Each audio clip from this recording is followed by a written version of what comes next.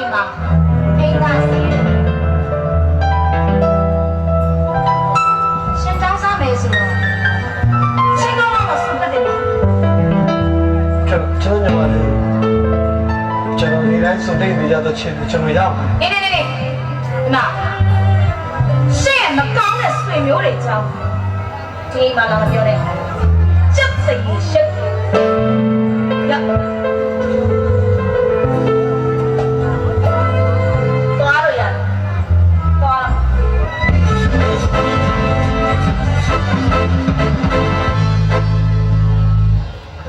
ကိုလေးညီမလေးတောင်းစားတယ်။ညီမလေးချင်တဲ့ဆိုကိုလေးတောင်းစားပါမယ်ညီမလေးကိုလေးတောင်းစားပါ